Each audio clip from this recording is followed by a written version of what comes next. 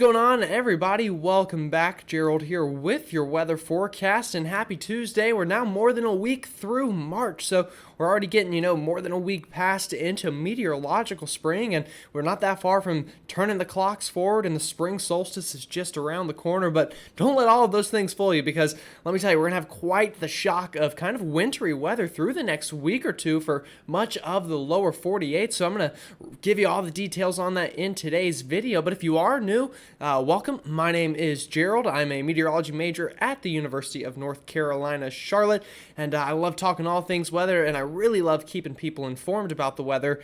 It's just something I love to do, and you'll find that throughout my channel. So if you're new here, welcome aboard, and definitely consider subscribing and hitting that like button. It means a ton to me, and it always helps out the channel, of course, as well. So with all that said, let's go ahead and get into the forecast, because like I said, we do have a lot of wintry things on the way, including some snow for some of us. So taking a look at radar out there right now, we do have some kind of snow showers up here through the northeast, and other than that, though, we've got some rain showers back out here into the central plains from kind of really Arizona up through Oklahoma and Kansas, seeing some scattered showers this evening, but that's going to be a pretty common theme through that part of the country for the next couple of days. Taking a look at satellite, though, we've had a gorgeous day here in the east from really the Gulf Coast up through the Great Lakes. You can see really just really nice sunny weather, although that spring-like weather's been kind of confined here to the southeast and the Gulf Coast, and I'll show you that here next in our temperature map right here. As you can see, actually did a pretty good job of kind of outlining where that was, so that's good.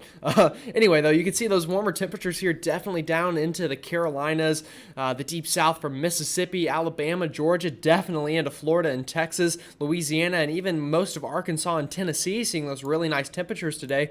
But you can tell we definitely have a boundary of sorts set up here, kind of along this line I've drawn here. What I mean by that is we have kind of cooler weather to the north, and then that warmer springtime weather to the south. And as we go through tonight, we're going to kind of get this boundary to sag southward, and with that, we're going to get colder temperatures for much of the mid-Atlantic and sections of the southeast tonight. And although not cold tomorrow, definitely colder than we have seen. And again, that'll start tonight. You can see that freezing line working its way back into sections of the Carolinas. I think the northern part of North Carolina getting below freezing potentially tonight, and maybe even the higher terrains down into South Carolina, seeing some at least sub 35 degree temperatures mixed in there. So again, this is why this time of the year you can't start planting too soon. I know we've had this beautiful weather, but you're going to get a pretty rude awakening over the next couple of days, that just because we've had nice weather for the past couple of weeks doesn't mean that that's something that's guaranteed for the long haul throughout March. And that's going to be something that we look at in this video. Looking at tomorrow's highs, definitely not cold by any means, but more average March-like weather here, with closer to the 50s and 60s here through the mid-Atlantic, so more what you would expect in March compared to the near 80-degree temperatures that we're seeing through a lot of this part of the country today. Once again, though, you can see that boundary kind of has sagged south by the time we get into tomorrow. So today, while it's kind of over Kentucky, Missouri, tomorrow it'll be more over northern Mississippi, Alabama, and through North Carolina. We'll see those kind of wide temperature variations. So taking a look at futurecast for the rest of this week, again, the big theme going over the next 12 hours or so is going to be these scattered showers out into Oklahoma, Texas, Missouri, Arkansas, that part of the country, and this is going to continue over the next couple of days here. You can see one round of rain there, and that eventually works into northern Mississippi and Alabama. Then we get kind of another round of this rain going into Thursday, and this round will be a bit more defined, and will really begin to strengthen as we get low pressure to form here, and we'll get some snow up north into the northern tier of the country, and then these scattered rain showers in the southern tier as we go into Thursday afternoon, depicted here on your screen, and then eventually into Thursday evening here, that rain and snow continuing to move eastbound, and then even into Friday afternoon, you can see a pretty big swath of showers here across the south, and then even a pretty big chunk of snow up here into the northern Midwest. And then eventually even into sections of the northern mid-Atlantic going into Saturday. and or really Friday night into Saturday, I should say, seeing some of that snow move through there. And this is just one model. This is our European model. So I will note here, we got some question marks up here for this part of the country with this system, but I think this is probably the model that's doing the best right now, the Euro, so that's why I'm showing it. But I will show you the GFS as well, and we'll talk about some of the differences between the two here in a couple minutes. But one good thing is that first system kind of moves out by the time we get into Saturday, and we'll have a bit of a nicer weekend over the East Coast before we then get another storm system to kind of work in going into Sunday. And this one could bring snow pretty far south for March. I wouldn't be surprised to see some snow accumulations down here into the Smokies, maybe even sections of Kentucky, Tennessee, seeing some snow out of this one. We'll talk about that here in a minute.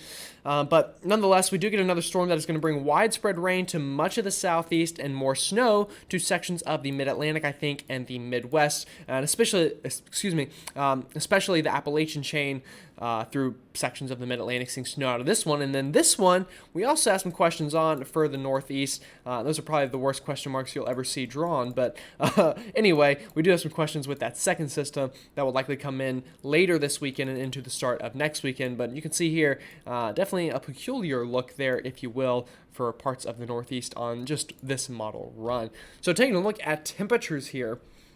Right now, again, we've had those really warm temperatures through much of the south, and we are going to get that backdoor cold front tonight, as I've talked about. And you can see that with these blues working their way in overnight and into tomorrow. So more average to below average temperatures, I think, for the mid-Atlantic tomorrow, but still holding on to some of that warm weather here along the Gulf Coast. And going into Thursday afternoon, and let me back this up a little bit, actually. Thursday afternoon here, a lot like tomorrow, I think, overall. Slightly below average temperatures for a lot of us, but I will note here we do have a bit of a temperature inversion, I believe, is what that is depicted there in the model, which is why we have some of the warmer temperatures here in the mountains. But anyway, so more of an average kind of middle of the week in terms of temperatures, but it's going to feel below average because of how warm we've been. We've been, 10 to 20 degrees above average for the past week or two, and then now whenever we get this more average-like weather, it's going to feel pretty cold, I can guarantee you that. But you can see this overall pattern of colder weather sticks around. This is into Friday and Saturday, still holding on to those average to slightly below average temperatures for much of the east, and then really looks to peak a bit going into early next week. You can see this is Monday with more well below average temperatures going into early next week. And then that pattern sticks around with even colder temperatures going into the middle of next week. So, this is getting closer to 10 to 20 degrees below average. So from kind of today into the middle of next week, there's going to be about, I wouldn't be surprised to see a 40-degree temperature swing in terms of averages. So going from 20 degrees above average to then 20 degrees below average this time next week. So it's going to be quite the shock, I think, going into this weekend. And you can see the models will really keep this cold around for a long time throughout March, and that's something we'll have to watch for planting season and, a ton of other things. One thing I did want to mention here is the rain this week. Again, I think most of that will fall here across sections of the southern plains and the southeast with pretty widespread 3 inches of rain here from northern Mississippi, Alabama, back over towards OKC and kind of the Red River Valley, including Little Rock there. So, again, the bullseye of this rain here in the southeast this week as we get those just continual showers for many of us. So, talking about this weekend system here, we looked at the Euro model. That was the one I said I thought was doing the best, but I do want to show you the GFS model. It still shows kind of this rain here down into the south and snow up into the Midwest, but what it does a bit different here is it kind of develops this low pressure off the northeast coast, and you get really, honestly, quite a snowstorm here for sections of the northeast this weekend. I'm not buying too much into this, I'll be honest, and I'll show you why in a second, but nonetheless, you see the GFS does deepen that a bit more and bring some pretty hefty snow totals to sections of southern New England before eventually moving out, and then we get that second round or that second wave of weather, if you will, going into late weekend and early next weekend. Something I will show you here. Again, you're seeing some blues mix here into the mountains and maybe even sections here of eastern Tennessee. I wouldn't be too surprised to see a little bit of snow in those places going into later this weekend and early next week. But again, I wouldn't really expect much in terms of accumulations, especially outside of the mountains, just because of how warm we've been and how marginal the temperatures would be with this overall setup. But I did want to show that there to you for a second. So again, going back to the Euro though, and I think this is doing a little bit better with this. You can see here in the Northeast for this weekend, you get a wave of snow to work through kind of Pennsylvania, northern New Jersey, kind of the same areas that saw snow last night really, before then moving out, and then that second wave moves in. So I'll show you why I'm a little bit more agreeing with the Euro model and its ensembles in general, which agree pretty well with the model.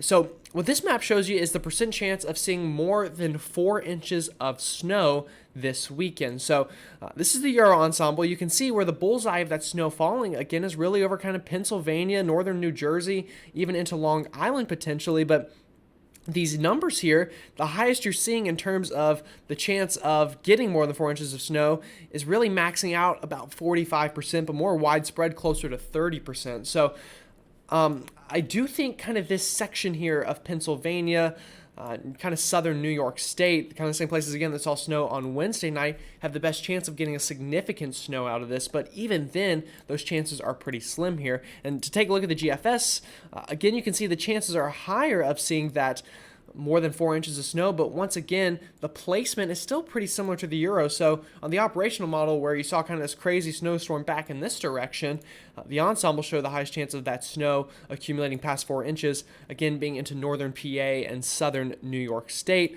And then, back into the areas that the main operational model showed kind of a crazy snowstorm, the highest you're getting there is about 40% chance of seeing that. So again, I'm leaning a bit more towards the Euro right now. That can change, but just in general, the Euro seems to have a better track record with these things, and I just buy this solution, or excuse me, the other solution that we looked at a bit more. So that's kind of my thoughts on that. Something I do want to show, though, again, is that chance of some snow down here into the mountains from maybe North Carolina, as far south as North Carolina, maybe even northern Georgia and Tennessee, up through kind of West Virginia. So going into later this weekend, looking at the Euro ensembles here, the chance of seeing greater than an inch of snow actually pretty impressive here through kind of the mountains. And, this is getting past 50% chance of seeing an inch of snow. So for March standards, that's, kind of impressive, kind of exciting to see here. And again, the bullseye here is really from kind of Virginia Tech area down towards Asheville and, northern Transylvania County.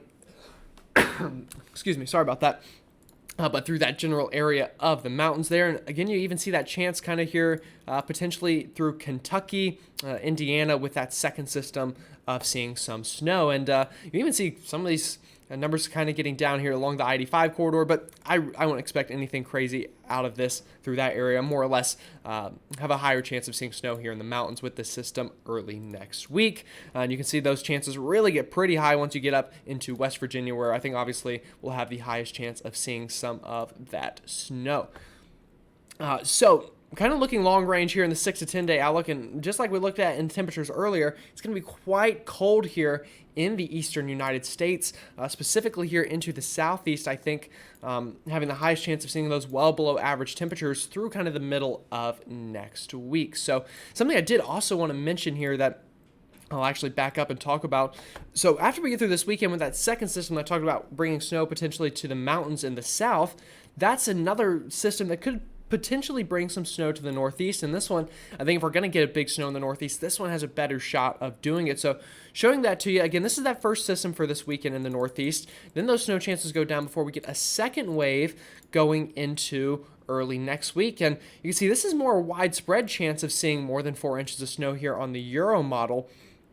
You're getting some areas here passing that 50% mark here into sections of New England, but this is a much better signal, in my opinion, for seeing kind of a big-time snow, at least for March standards here into the Northeast, is going into the middle of next week. But again, this is still a little bit more than a week out, and we look at the GFS here for the same time frame, and you can see not much of anything. So we're getting a lot of disagreement with these things, but we'll watch that. So again, this first system this weekend, I do think will bring snow for a lot of us, but nothing too crazy. But I'm a little bit more gung-ho, if you will, on the second potential, although, again, this is still a week out, and that, of course, we'll have plenty of time to change. But with all of that said, I do want to say thank you for sticking around till the end if you did. And if you did make it this far, let me know. And also let me know where you're watching from and how you feel about these kind of temperature swings on the way. Personally, I kind of would like to hold on to the springtime weather. Once we get past February, I kind of check out of winter. I'm ready for spring. I'm ready for summertime. So I'm not the biggest fan of it, but sometimes you got to just kind of pay the price for getting such a nice February. But anyway, with all of that said, hope you all have a great rest of your day, and I will see you all tomorrow.